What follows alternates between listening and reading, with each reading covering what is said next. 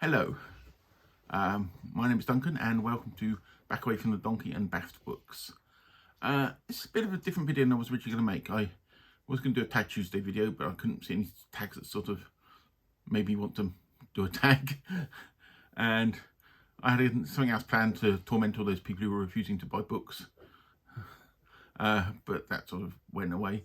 I've said I've got some videos planned for the end of the week and early next week, some hopefully quite interesting ones that you might be interested in.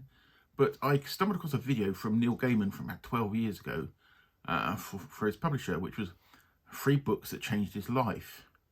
And it got me thinking about, if there's 3 books, maybe not changed my life, but maybe changed my outlook on reading and, reading literature, things like that. So I just had a bit of a thing. So I've got 3 books, collections that almost formed my outlook on things and changed it. I've tried to avoid the obvious things like, when I first read Lord of the Rings, and I've just gone for some other ones. And so the first thing I'm going to do is a set of Roger Zelazny collections. When I was about 12 years old, so 1980, that I remember at a friend of my mum's house, on their bookshelf, they had a Roger Zelazny collection of short stories called The Doors of His Face and the Lamps of His Mouth. And I was intrigued by the cover of the book. And they actually lent me the book. And I totally read it, consumed it.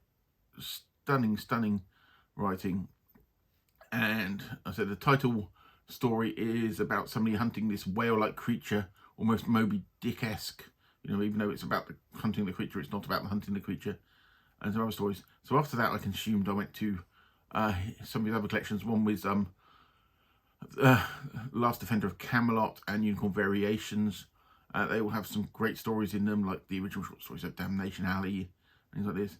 But what it did do is it changed Roger Zelazny's writing. If you read it, it's beautifully written and so creative.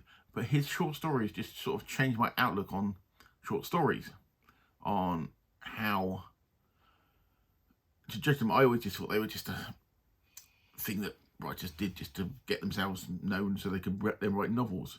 But you get some, if you look into it, you get some writers like Harlan Ellison, who basically all he did was mainly write short stories. And some writers have been fantastic short story writers.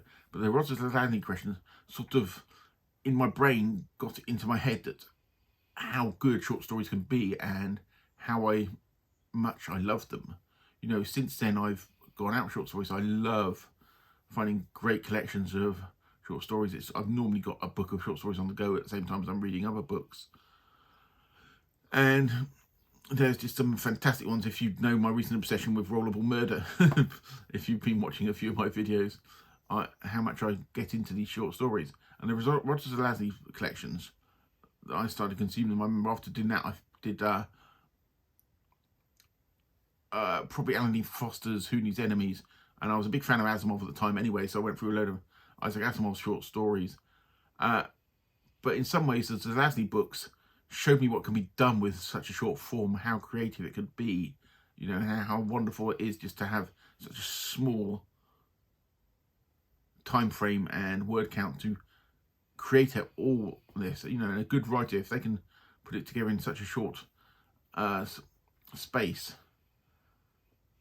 it just shows how creative, it just shows what can be done with that sort of form. I don't think there's enough short stories around at the moment, but in the modern things, but that's it. So yes, those collections would be one of my things that not changed my life, but changed my outlook on the literature and what to do, what can be done with the form, especially the short story form. So for my second pick for this, I said 3 books that changed my life, not books, but yes, I would go Stephen Donaldson's Lord Fowle's Bane, which is the first of the Chronicles of Thomas Covenant. And if you've never read it, it is a fancy trilogy where actually 6 books, there's technically 9 books with the 3 afterwards, but some people discount the last 3. And it's about a man, Thomas Covenant, who is suffers from leprosy, which is an old disease and new ones thing, and basically gets transported into the fantasy world. But what these books showed me is, after I'd read things like Lord of the Rings and other sort of heroic, big, epic fantasies, Thomas Covenant showed me that not all antagonists in these books are likeable and nice. Thomas Covenant is not nice. Some of what he does is quite horrific. But it doesn't mean you can't still have an interest in the story. I think Donaldson's prose is fantastic, and the way he creates everything around it, and I do think it's a masterful work. But Thomas Covenant as the main character is just not a nice person. And I think that's sort of taught me the lesson that didn't have to be. You get a lot of people who are into like grimdark fantasy now, who believe that only in the past 10, 15 years has you had protagonists who are not likable, but yes, that proved it in a way. So yes, so the Chronicles of Thomas Covenant, and specifically the first book, Lord Fal's Bane, because that in some ways sets the scene well and sets up the character of how unlikable and how torn he is. So that is my second choice. And my third choice of books that may have changed my outlook, and this for me is the biggie, is the Book of the New Sun by Gene Wolfe. It starts off with the Shadow of the Torturer, then we get the Sword of the Lictor, and the Citadel of the Utarch. Now it's available in 2 sets of books now, which I find quite weird. Originally drawn to it was the beautiful Bruce Pennington artwork on the UK editions. And if I set the scene for it, the Book of the New Sun is following Severin, who is a member of the Guild of Torturers who refuses to show somebody mercy when he's not meant to, and he goes on this almost questing thing. But the thing about it is half the time you don't know what's going on. It is meant to be, let me describe it, it's written from the first person, so it's meant to be we are following this guy's story, but when this is released, it's set thousands of years in the future, so it's meant to be somebody translating his diaries,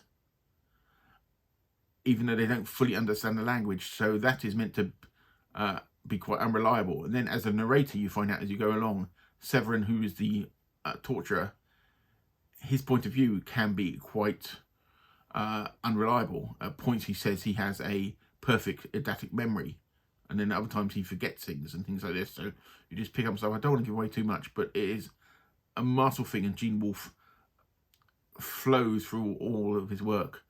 You know, as far as I'm concerned, Gene Wolfe never wrote a bad word as a writer. So, but the whole of the Book of the New Sun just sort of changed my outlook on how unreliable narrators and unreliable stories can be enjoyable, and how they can make you think, and how the plotting just pulls you in, and then and in some ways it's the argument for rereads. Like I reread the Book of the New Sun once every few years, and every time I discover new stuff, I discover new nuances within the text, and it's just a fantastic set of books. But it's changed my outlook on a lot of books, and it's also made me almost go back and read older classic texts. Like I probably wouldn't read Don Quixote if I'd not read the Book of the New Sun, and Don Quixote is a stunning piece of work. So the Book of the New Sun has sort of formulated what I thought about. So yeah, so that my 3 choices of books that have changed my outlook on reading, you know, in the past, and basically helped to form how I read now and the sort of things I read now.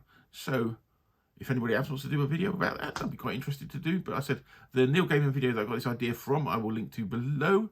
And that's my little quick video for the day. And I hope I wasn't rambling too much and I made a bit of sense. And I will see you later in the weekend.